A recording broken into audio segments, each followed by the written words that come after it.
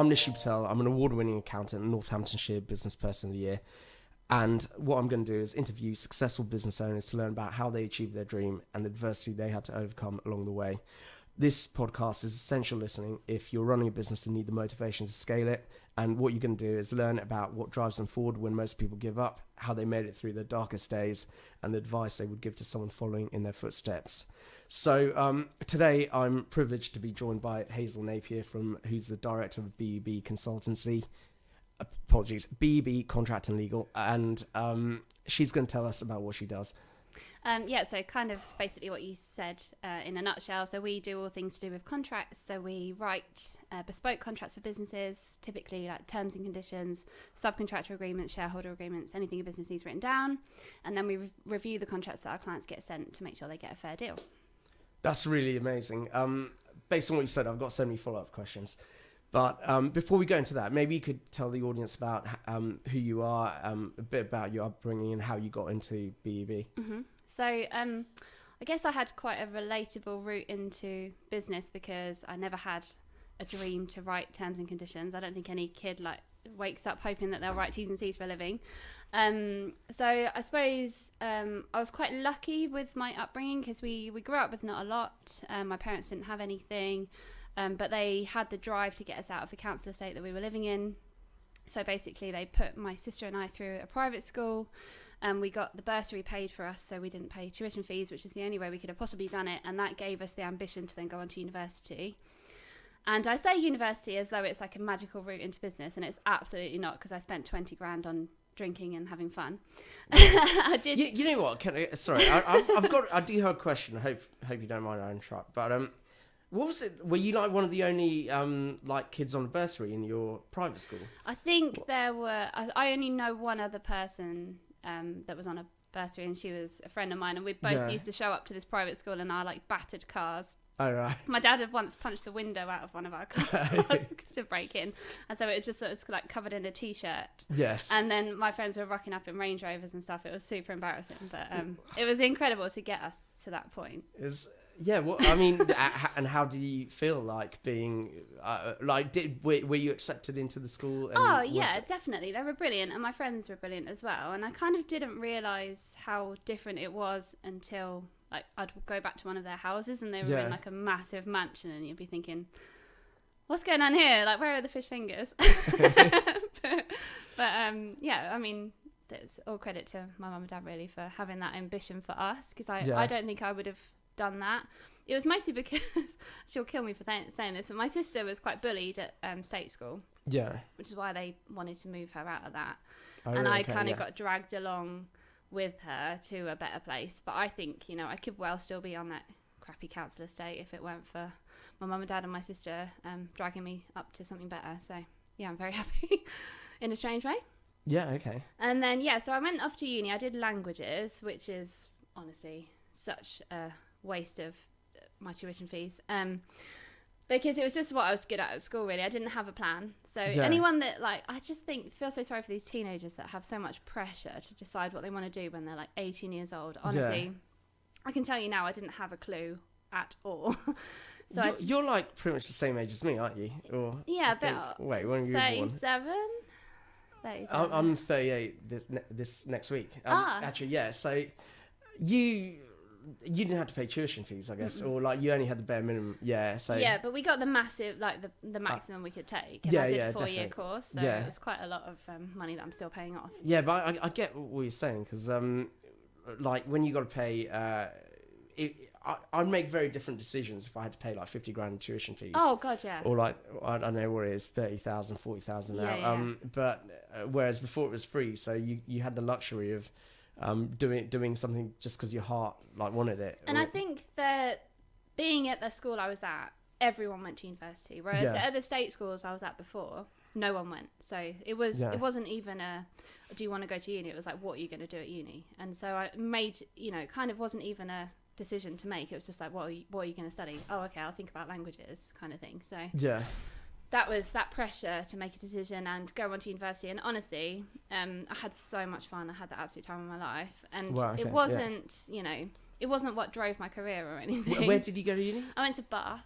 Oh right, yeah, that's a Absolute great place. Stunning city, but so expensive. Yeah, so expensive.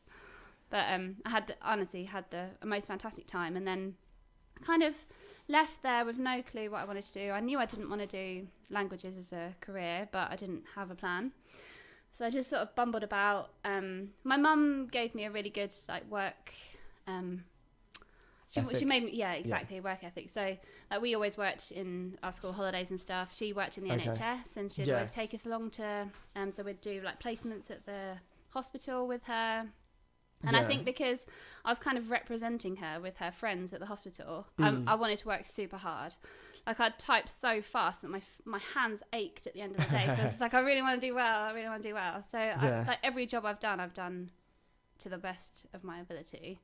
Okay. And I suppose coming out of university, not knowing what I wanted to do, I just tempt everywhere. And I'd really recommend that to everyone because it gives you a really good feel for loads of different industries and loads of different types of jobs. Where did you temp, or just industry-wise? You know, everywhere. To be specific. Cleaning companies, events companies, everything. And then I happened to end up at a lift company because Northampton and lifts. Oh yeah, okay, yeah. Go hand in hand, and I guess it was again working hard, luck of the draw. I met a great contact there who's still a friend of mine today, and he took me with him to another lift company. And that's where I met Bev, who's my business partner. Was she... So when you met Bev, she was working there? So she had set up the first day of Bev running BEB as a consultant in the lift industry. I met her. I sat opposite her. I was working for her client on Moulton Park. And it was just one of those weird situations where she'd be coming in every week to do work for that client. And then... I'd just sit opposite her and we'd kind of chat, and she actually so she offered me a part-time job, just doing some admin for her, and she said the reason she offered me the job was because I never looked busy, which doesn't sound like a compliment. or maybe it's you did something so effortlessly. I think that's what it was. So she's I'd curl up on a seat and she'd see me as a bit of a swan because everyone around me was panicking and crazy doing work, but I was quite organised and had everything done, and that's why she thought cool under pressure. So that's kind of how I ended up knowing Bev and the company, and then little by little I worked hard, worked my way up, and now I part own it with her.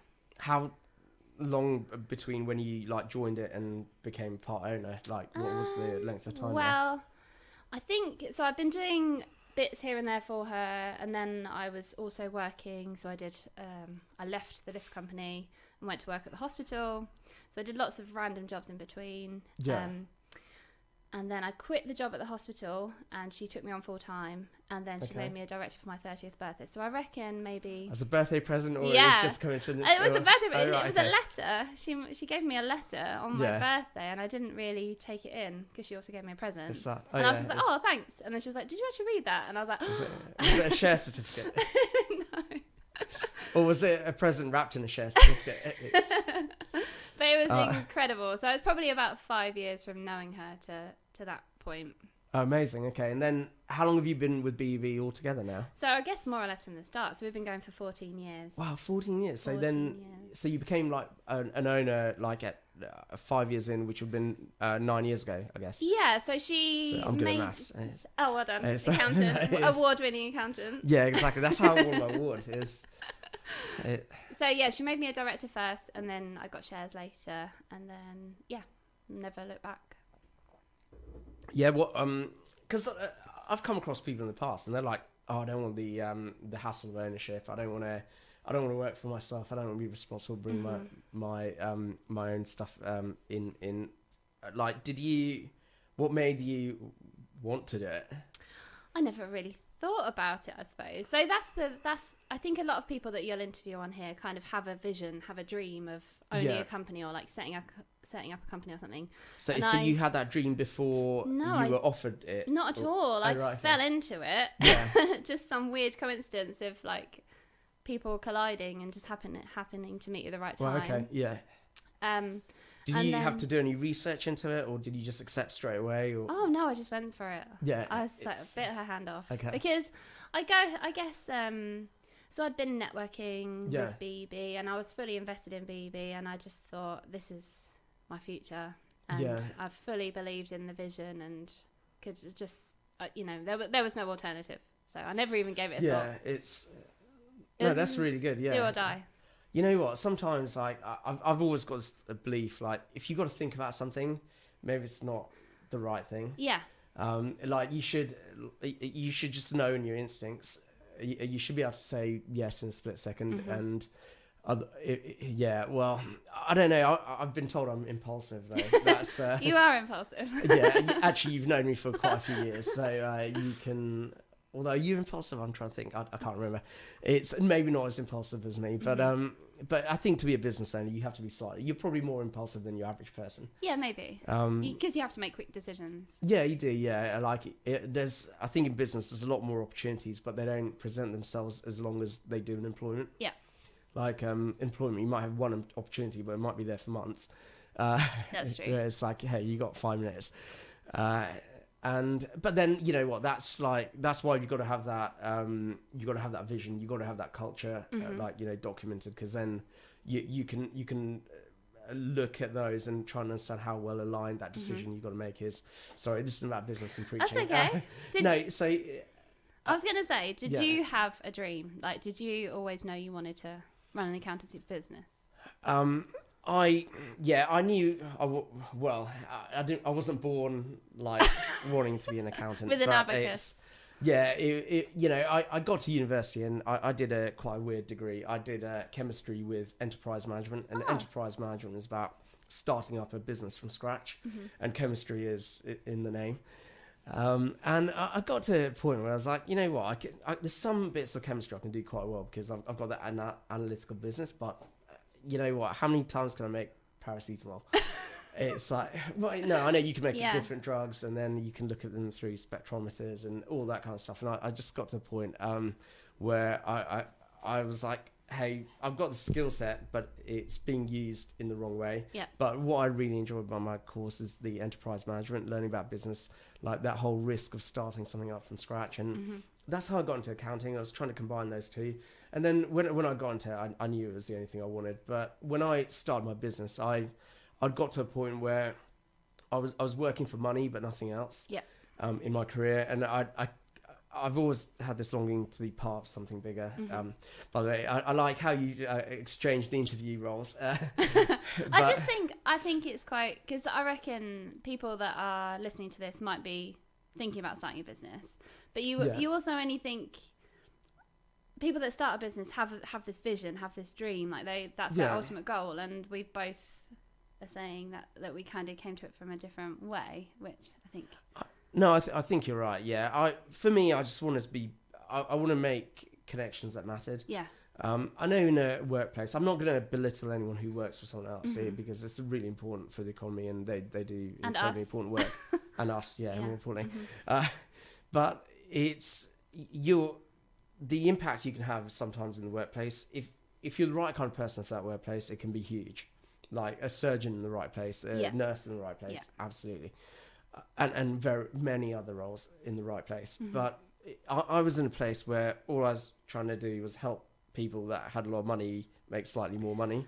And I was like, is this worth the 50-hour weeks? Yeah. Is this worth sacrificing the best years of my life for? Yeah. And so I changed, and I wanted to do something for people that would really appreciate it. I could do the same amount of work but for people who would it would make a really substantial difference to my life. But the interview's about you, Hazel. No, it's the same for me though, because I've worked in small businesses and I've worked in large businesses, like before I came to BEB. Yeah. And the impact you make in a large business is so depressingly insignificant. Yes, so like I've worked my arse off for the NHS before, and just like you come up with great ideas, or like you hear the team come up with fantastic ideas, and then it goes to a committee after a committee after committee. They spend tens of millions of pounds on it, and then nothing gets implemented, and you just think that's just so depressing. And then going, so I'd do part-time at NHS and then part-time at BEB, so I'd literally get the bus from outside the hospital to Bev's garage. That's dedication. And then I'd be like, I could actually see me making a difference there and then. Like, I think we should implement this form. Like, how about we do something this way? And she'd be like, yeah, okay, great. And just instantly, everything was done. And I just, that's what I love about running a small business is that it's so, it changes so quickly, and everyone's input is so significant, and I can't imagine going into a big business ever again, to be honest. Yeah, I totally agree. It's and you must have made some amazing relationships along the way. I know quite a lot of people in the local community that speak very highly of you, and you've helped our own business over the years as well. So yeah, we do a lot of networking. So a lot of you probably know my team. Yeah. Kerry and Molly do a lot of networking. They're fantastic. But yeah, it's relationship building for us, and because it's quite hard to sell what we do. Again, a business doesn't wake up and think, oh, I'd love to get some terms and conditions written today. It's about education, telling them the benefits and so on. So kind of that constant networking presence is what we aim for. Me less than them. Yeah, I don't practice what I preach in that regard. But I guess the other side of it is like, the stories I've heard from other people, but yourself as well, like is that networking has been hugely important to the development of your team. Like, in terms of their own confidence, in terms of their soft skills, which translate into everything else. What's your opinion on that? Yeah, so we've got a bit of a mix of a team. So Kerry came to us with a sales background, so she was already like ready to go. But Molly started before her, and she was, I hope she doesn't mind me saying, she was very nervous. I mean, she was a kid when she started, basically. She was just fresh out of school. And I got to know her through her dad. And he put her forward for the job. I don't think she'd have ever gone for it herself. Yeah. And we interviewed her, and she was so nervous. She barely looked at us throughout the entire hour. Yeah. And then, she was just, honestly, for probably 6 months to a year, she wouldn't say boo to a goose. And now, Molly, honestly, the person that runs this radio station can tell you. We just can't shut her up now. But she's fantastic. I mean, to see that personal development. And it was the same for me, actually, because I used to be so nervous networking. So I do BNI, and I remember doing my first 10-minute presentation, and honestly, they gave me about 3 months warning, and that was the worst thing they could have done, because for 3 months I was petrified. I'd rather just have a surprise. Oh my God, I lost sleep for weeks. And then during the presentation, I forgot to breathe. So I had to double over and breathe in front of like 20 business owners and be like, and it was so embarrassing. But now, like, I've done presentations for like 400 funeral directors, and don't even really plan it. So I remember like, and I really hope he doesn't mind me saying this. I remember like Ashish Kumar on one of the first times I met him networking, and he was really struggling to get the words out, and he was like so nervous. And now he's like the most confident networker I've ever met. Like, and he's everywhere. Yeah, exactly. In a good way. yeah, absolutely. It's always good to see him. But it does something to you, and I've always had this like way up in my mind, like, a lot of people say networking's cheap when you run a business, because like if you look at the cost per meeting, sorry, I know, I hope I don't sound pompous or anything, but it's but in terms of all the marketing, the tens of thousands of pounds we've spent on marketing over the years, networking is a small proportion of that. So like it can look cheap, but then you've got this other argument as well. I'm absorbing an hour of my time as a director. But there is so much development that actually happens in personal development that happens in networking. Yeah. And you don't meet the right people all the time, but you just need to meet a few of the right people. It's true, and some of them are genuinely my best friends. Yeah. So some people have been to BNI, so, I've got a friend called Wendy. I hope she sees this. I hope she's super embarrassed. But I met her at BNI probably, 8 years. Wendy Oliver? So her daughter, yeah. Oh, yeah, okay. Penny's daughter, Wendy. Yeah. I met her about 8 years ago. She left BNI probably 7 years ago, and I still see her most weeks, and the same with Tom. So we've got some fantastic connections. And you, I mean, how long ago did you leave? Yeah, that was that must have been about 7 years ago. But there are you meet good people and you stay in touch. And absolutely. So there's personal development, there's business connections, and there's personal connections as well. Yeah, and I think that's one of the reasons like we're insisting our team. Well, no, it's always voluntary. I'd never make someone do what they don't do what they want to do. So I'll get that right. But in the business, but I recognise like the development I went through with networking, because I was really struggling to speak out in front of a group of people.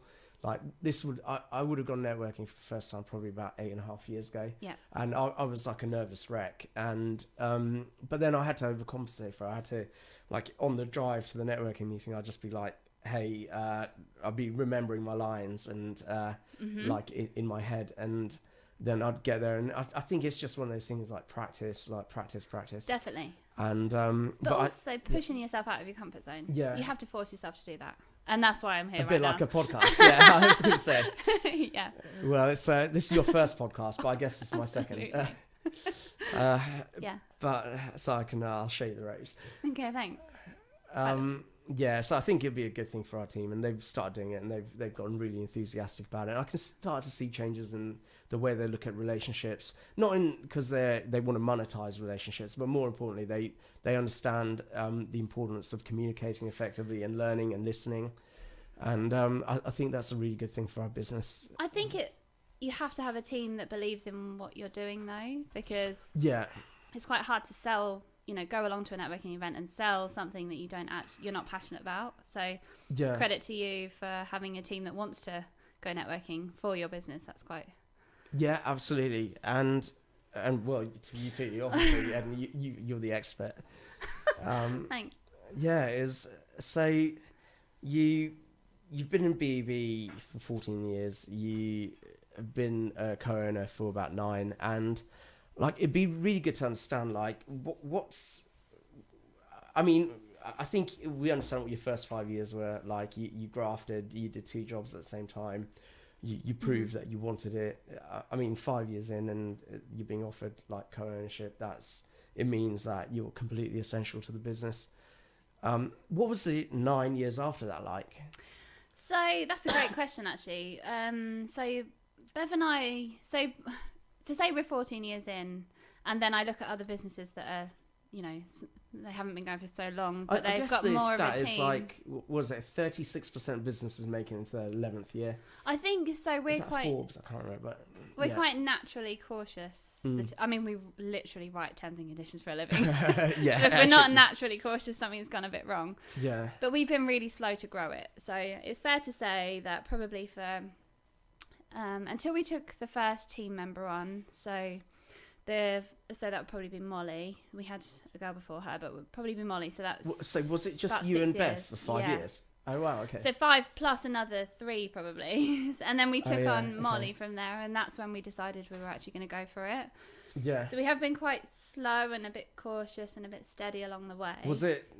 What made you have the attitude change? Was it Molly herself, or was it something about like the idea of hiring? So Molly wasn't the very first team member we had. We had an apprentice before her, but I guess Bev she wasn't very keen to actually be involved with the staff because she ran a business before BEB, and it was a lot of hard work. Okay, yeah. And so she's kind of had a hands-off role with the staff, which is fine. So she kind of said to me, if I want to grow BEB, it's kind of on my hands. Okay, fine. which has been quite fun actually, and I've really enjoyed the process. So we had an apprentice before Molly, then we took on Molly, and I suppose it was just kind of the being able to hand on tasks and realise that you might actually be able to build this business into something, and that gave us the passion and drive to keep going. And then so from there, how rewarding have you found like Molly's development? Oh my god, the entire team. At the moment, the team we have are unbelievable. I love each and every one of them. They're absolutely fantastic, and I just think having a team of staff is the best and hardest thing about running a business. And we were kind of having a chat before the podcast about our teams respectively, and just saying like how much we care about them, and that kind of makes it harder, because when you have to make difficult decisions, or when you have to when you can't give them what maybe they deserve, then that's really tough, because we do care, because we're small business owners. I guess actually that's one of my biggest drivers, because I think in my own business I got to a point where I was comfortable, and I was like, I'm comfortable, but if I just stay here, then these people are going to leave because they're not comfortable. And I think you kind of secure or ring fence your own position, and then the next like expansion is about making sure that the key people in your business are going to get the growth that they want, and the rewards that they want. For me, it's been slightly different, I suppose, because that sounds really mean, but I kind of want them to not have to go through the struggle of not having what I didn't have. Yeah. Okay. So I'm kind of pushing for them faster than I had it. If Yeah, that makes sense. I think that's similar in some ways. Yeah, you want to make sure that they get well rewarded from the sounds of it. Yeah.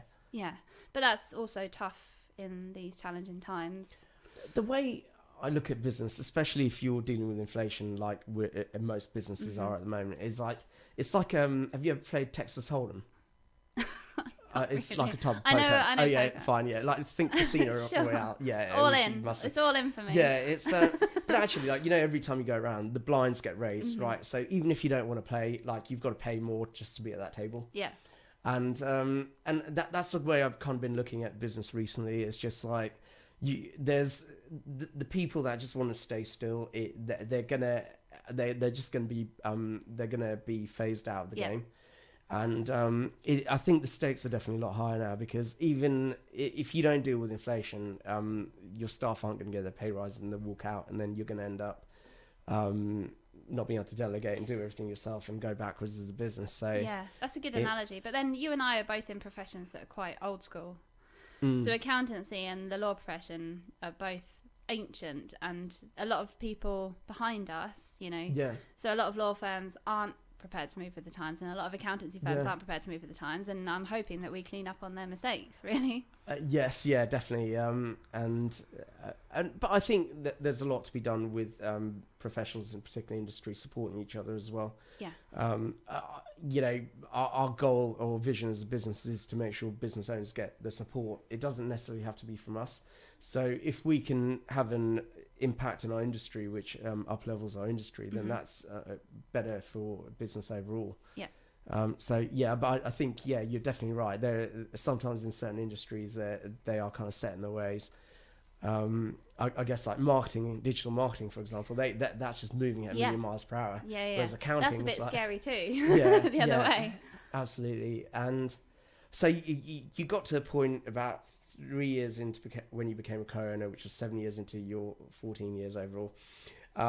Which you hired Molly. Molly over the next couple of years started being really a really good asset for your business. And then what happened there? So then we took on our first legally trained person, which was a massive step for us. Wow. Okay. Yeah. Absolutely terrifying.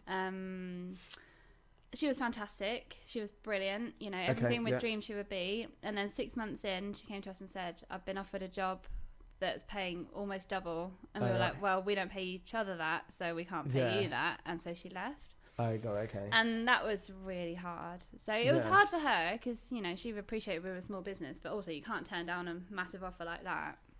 No, I get it. And it was honestly a disaster. I phoned Bev in the car park, just like, what are we going to do? Yeah. But that brought its own opportunity in Kerry. Yeah. So we basically replaced her with Kerry, and honestly, we've dream team.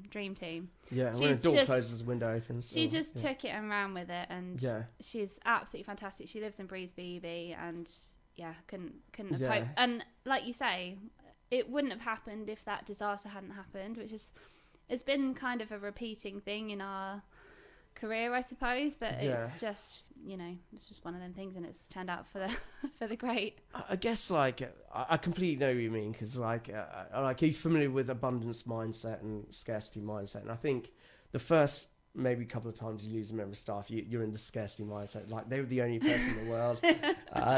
There is like there's no other employees, even though you see millions of people walking around like everywhere. And then eventually you realize, you know what, this is a great opportunity for our business. Let's learn some lessons here. Fine. Do they leave it because it was because of us, or were they the wrong person? A bit of both, actually. Like, you know, we kind of overloaded them, but the other side is they wouldn't communicate effectively to us and tell us what they did want. And you kind of, and then the next time around, you're like, okay, let's make these roles a little bit more defined, right? Hey, you don't do everything in the business suddenly. No, this is your area of responsibility.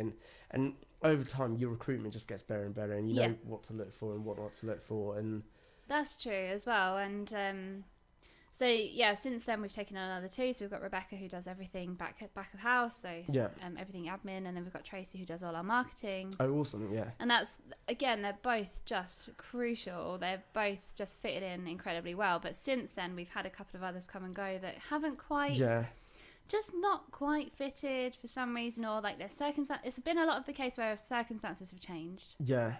Either location or personally, that just made it not work as well as it did. So you have to move with the times, but it has been tough getting to this point. I think a real turning point for me was so we got a grant as part of the university. There was a program going on at the start of the year, and as part of that we got a free intern from the university for a month.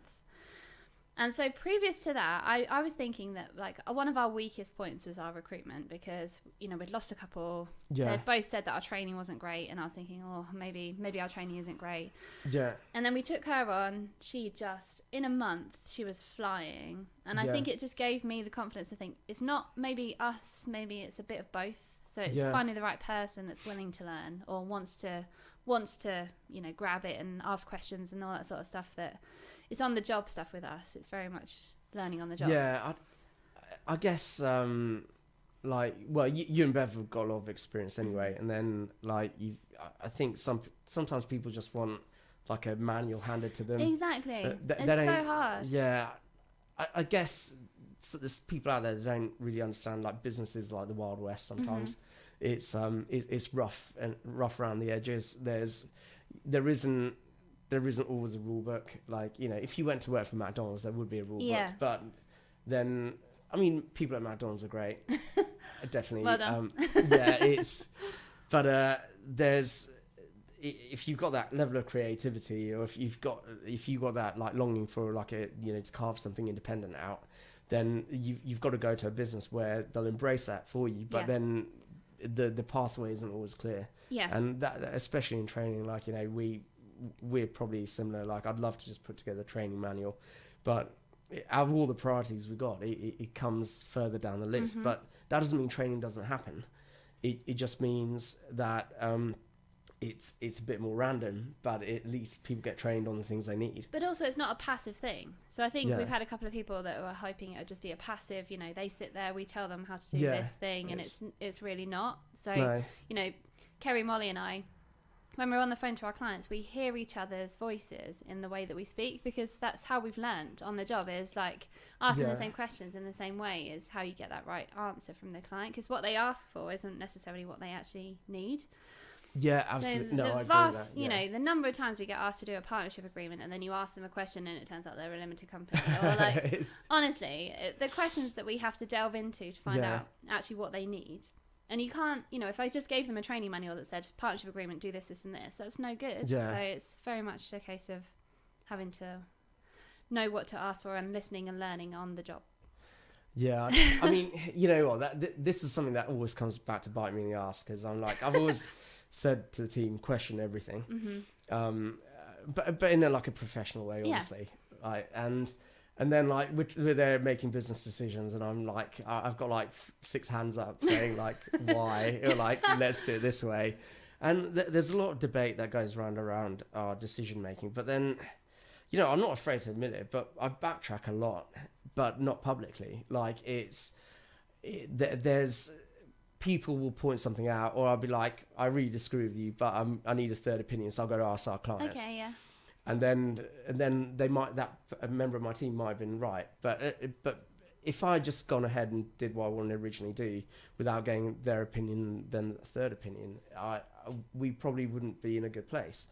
So it's I think like this attitude where the team members do need to question. But one thing I've always said to the team is, like, if you question me or question the business, you've got to have the authority to question the business. That means you've got to be genuinely engaged with the business. Yeah. You've got to love our industry. You've got to want to learn more. You've got to be on this quest to learn more. And you've got to be specific about what you are questioning. It can't just be an attitude thing. Yeah. So but that's kind of what we both said about not wanting to work for a big company is, Yeah. You do want that input from the team, and they do. You know, they've had fantastic ideas that I would never have come up with in a million years. 'Cause Yeah. it's quite insular running a business, isn't it? It's quite a lonely place sometimes, and you might think that you have all the answers and you absolutely don't, and until you speak to someone and say, what do you think about that, and that's the team.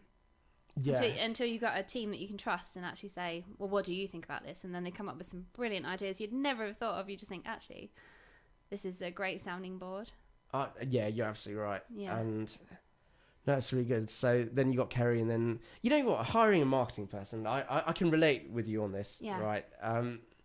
Hiring a marketing person for a small business, it's quite a ballsy move. Mm-hmm.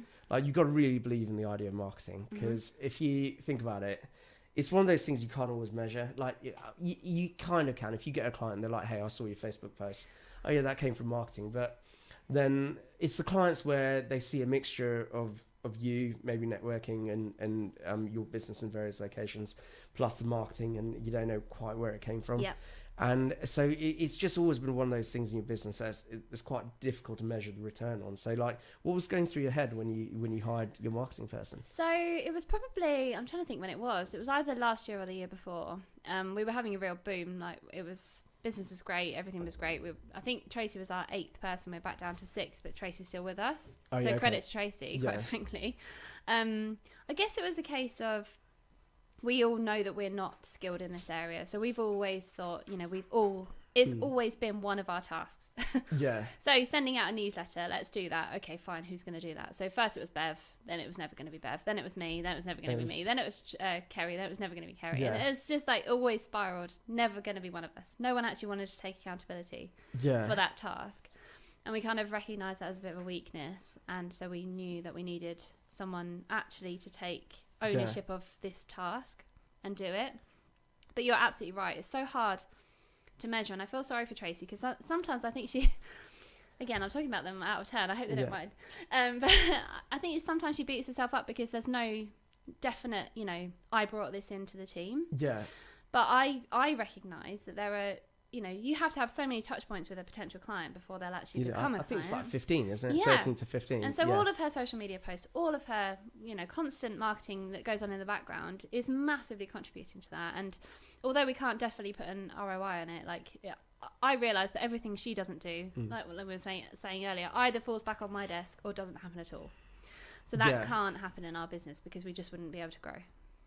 Yeah, you know what, that accountability thing you said, like, that struck a chord with me, because we've been through some marketing people over the years, and then we got to a point where it was just, you know what, who does marketing better? Our team, because they understand our business, like, you know, the people that are dealing with our clients. And so we split the marketing over everyone, and, you know, to their credit, they really, pardon me, to their credit, they really, like, stood up and, like, got involved, and it's been amazing for the business to do that. But I think one of the challenges is when you split a role over too many people, you lose that accountability. But more importantly, I think you lose that innovation. Like, when there's just one person who's, like, solely responsible for that one thing, they've got time, or they'll find the time to go and do the research and to learn about it and then improve what you've got. And I kind of think, like, splitting over the team, it's been good because firstly, it's helped me understand their commitment to the business, and it is very substantial. Yeah. But the other side is we're now reversing that, where we spread it out of the team and try and condense it back into one person's role. And luckily we've got someone, not lucky, I don't believe in luck in business, but we got someone who really wants to do it, who's been in our business for a while, really understands our business. So from a marketing perspective, we should be in a much, much better place come the new year. But it is a real skill that I think people take for granted. So when you set up in business, you often try and do everything in-house, don't you? You try and be the jack of all trades, and then you end up finding out that you're spending time doing stuff that you're not an expert in. Yeah. And so we do try and outsource where we can, because, you know, my time is better spent elsewhere, and I know that. I'm rubbish at marketing. Absolutely rubbish at marketing. I'm rubbish at social media. I would never normally do a podcast, so this is credit to you. No, fair play. Thank you very much. And the team will all agree with this. But so, we need an expert. We need someone that actually knows what they're doing. I think, I don't know if I'll say it to our most recent marketing person, but in the past I've said to marketing people, hey, you're like a journalist, but like a state-controlled journalist. You only report on the good stuff. But they've got to, I think they've got to be inquisitive, right? They've got to want to go learn about the business. They've got to talk to people in the team, understand what their stories are, how they've helped people. For us, we've got to be really careful because we never want to breach confidentiality. But there's ways to present what's happened, and so that's really cool. So you've grown the team, you shrunk a little bit, but then you're growing again. We're in such a good place right now with the people that we've got, and it is all about the exact people. So we've had more people that weren't the right people. I'd rather have the best space to grow on. And that's what we've got. Well, I was listening to the audiobook. It's called Scaling Up. Because my favourite audiobook in business ever, or any book in business, is called Built to Sell by John Morello. And then like Audible was like, hey, if you like this, you'll like this other book. And I really don't like this other book, but it's relevant to what I do, and so I'm forcing myself to listen to the end. But it's kind of painful because it's so dry. There's like I've gone from like Built to Sell, which is an amazing story about how someone did something, to like, hey, these are the processes you need. Okay. And this is how you build each individual process. It's almost like a scientific method being read back to you. But scaling up, like one of the things it talks about is essentially that a lot of organizations, they do something called a quitting bonus. So I think Amazon do it, but there's a few other companies as well. So like if you're in your probationary period, they'll give you £2,000 or dollars to quit. What? Yeah, and then like when you get to your second year, they'll give you $3,000, and then when you get to your fourth year, you get $4,000 to quit. And what they're doing is every single time, the more investment you make in the company, they make it easier to walk away financially, but they don't. Not emotionally, obviously. And so what happens is people who aren't 100% invested in that business, like emotionally and in terms of their growth, they will just take that bonus and say, thank you, I'll just go work somewhere else. And I think it's called a quitting bonus. But what I've realized is like the scaling up the book, what it covers is it's saying some of the most successful businesses, they'll pay double the market rate because they understand, like, one good employee can do the work of 3 employees. Essentially, and then fine, it's better to pay twice to get 3 times as much, right? So there is something to that, and I think what you're saying is absolutely right. It's just having the right people. You don't need lots of people. Yeah, and it has been tough getting to this point. And there have been people that you think are the right people, and then they turn out not to be the right people. But we're in a great place now to build on that. I mean, I know. Like, we've fallen off the horse a few times when it comes to to staff members, and some of the times it like identified a weakness in our recruiting process and or the way we allocated work in the business or the way we constructed roles, and other times it was actually it was always on us. It was. I think about it, and when you're the managing director, it means like you've got ultimate responsibility. There's never been an instance I could ever blame anyone else for anything that happened in our business. There's every single time something went wrong that I didn't want it to go wrong, I could always identify something we could have done to prevent it. And that's kind of I think that's a really important thing. But so you're about 6 members of the team now. And one thing I really wanted to ask you, although I kind of know the answer already because we know each other for so long, but what's the main difference between what you do and a solicitor might do, for example? The fees. So really not a lot. So we're kind of a hodgepodge bunch of variously qualified people, really. So we've got some paralegals, we've got Kerry who's doing her master's in law, and basically it's really, so we're kind of the people that would normally do the drafting in a solicitor's office. We've gone out on our own. We've gone rogue. And that just really means that we can do it for a lot cheaper. We're also specialists. So, a lot of, we do actually work really closely with some solicitors firms now where they'll outsource it to us. So like we'll white label it for them, where we do the drafting and then they put their name to it and charge whatever they like for it. And that's actually been a great model for us. But you know what? I think I've always found like a lot of the time legal advice is inaccessible to small businesses because like if you're getting charged £300 an hour, I'm not saying solicitors aren't worth £300 an hour, but there's a lot of overheads, and also there's a constraint of supply that's being built into that. Yeah. And whereas with you, you've got a lot more flexibility in it. Yeah. Flexibility, but also we like to think that we talk to our clients like they're normal people. Yeah. We get a lot of really good feedback from that. So sometimes we'll have a client come into the office and we'll run through the draft with them, and they'll leave and they'll say, actually, that wasn't as bad as I thought. And we're thinking, what were you expecting? Yeah, like, actually, we're talking to them like they're normal human beings, Well, which in our profession is quite unusual, I think. Because normally, you go to a solicitor's office, you have to park somewhere, pay for parking in town, and walk up to them, and then the receptionist might deign to offer you a cup of tea while you wait for the solicitor to come downstairs. And it's all a bit like, that's not us at all. We're normal people, and we'll talk to you like you're a normal person, and that's quite refreshing. Yeah. Yeah. I mean, like, I've always believed, like, you're not a seasoned business owner until you've been sued a couple of times. But like, I've got solicitors' letters in the past.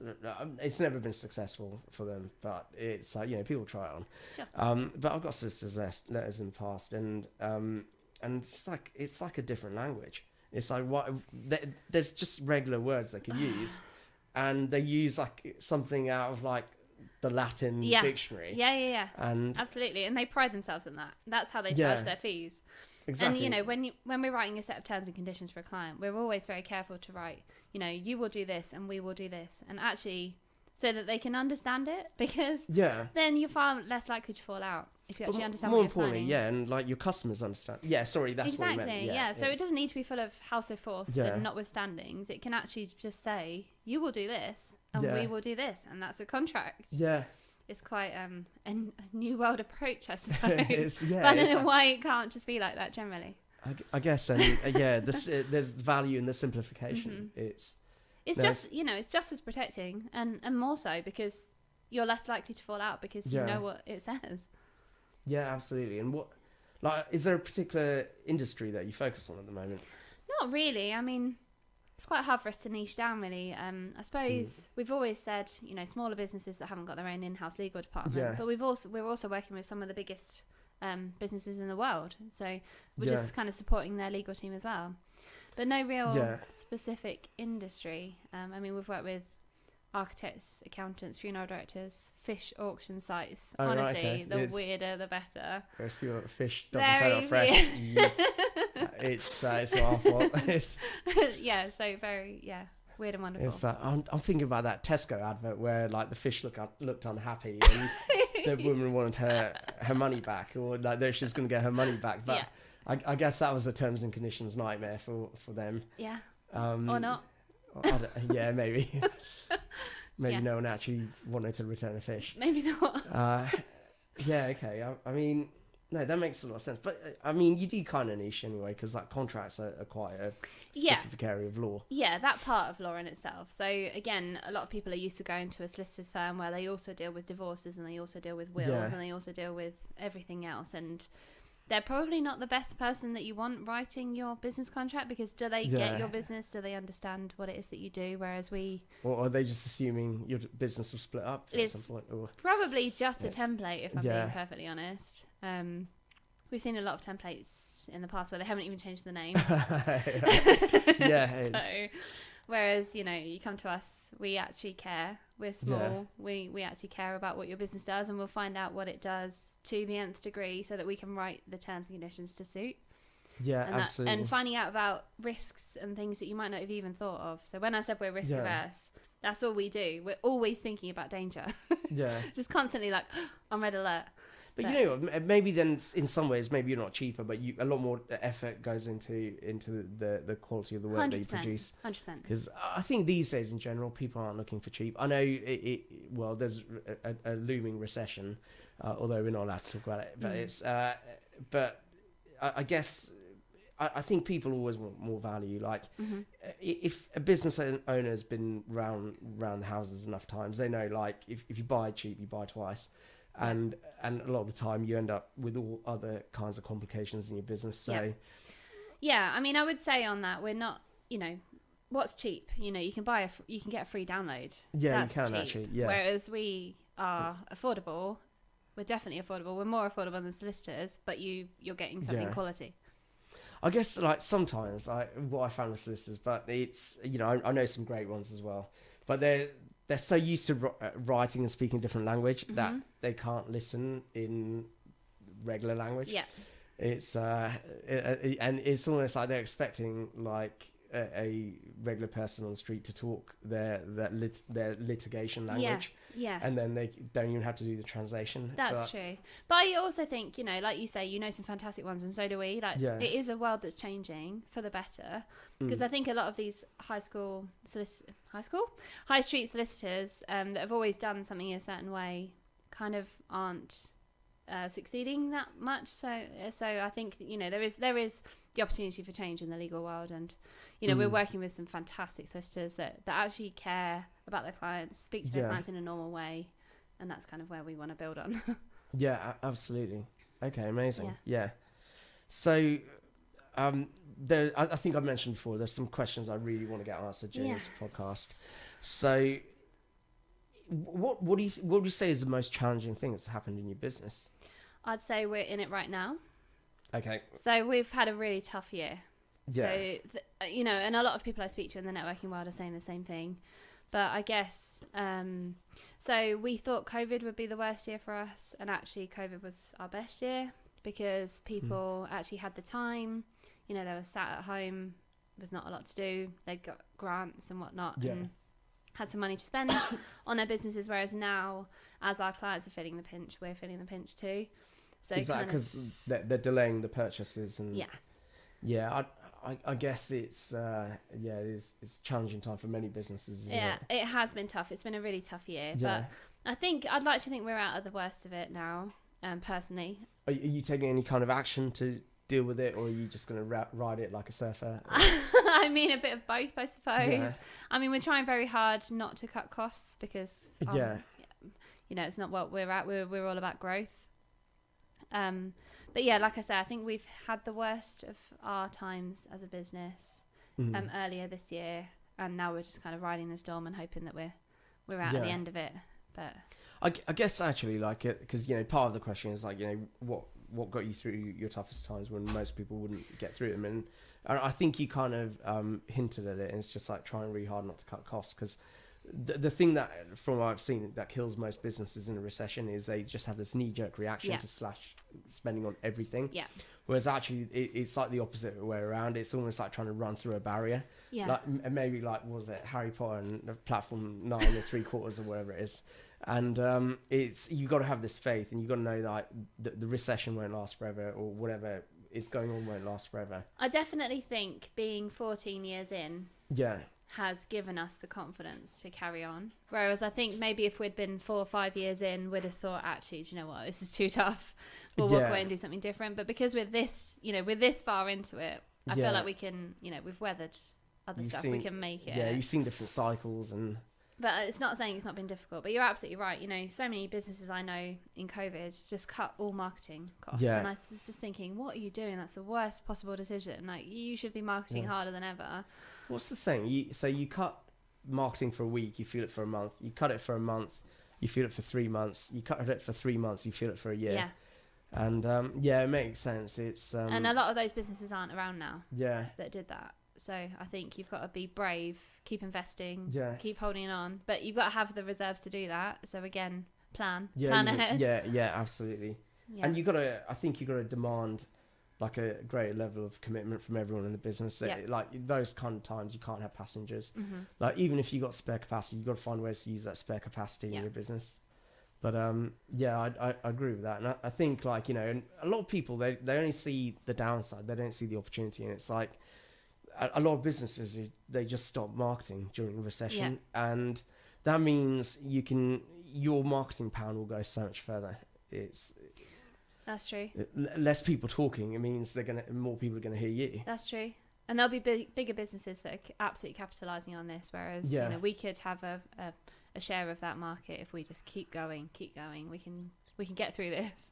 Yeah, absolutely. Okay, amazing. So, Hazel, why do you get out of bed in the morning? I think it's mostly for the team.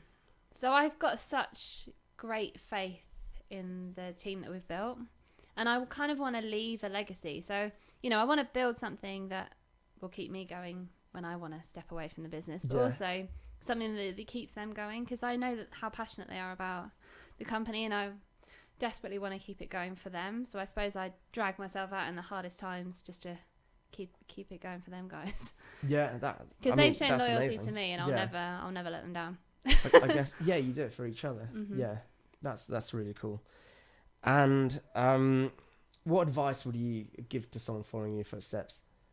I'd say don't worry if you don't automatically have a dream. If you haven't got a dream idea for a business but you still want to be a business owner, if you've got something that you're passionate about, if you've got something that you love doing, you can make it work. Okay, absolutely amazing. And then final question, what's next for you? Onwards and upwards, really. So we're Yes. hoping to build a bigger team, massive team in Northampton. I'd love, we thought originally about having offices across the country, but now I think everything's gone online, so Yeah, it's big team. We all love working together, so Yeah. big team in Northampton, and then yeah, the world's grow our the oyster. family. It's Yeah. And okay, Hazel, that's been absolutely amazing. Thank you so much for coming on this podcast. Thanks for inviting me. So out of my comfort zone. Okay, so everyone, that's Hazel Napier from BEB Contract and Legal on Unrelenting Drive. So join us at our next episode, and thanks for listening and watching.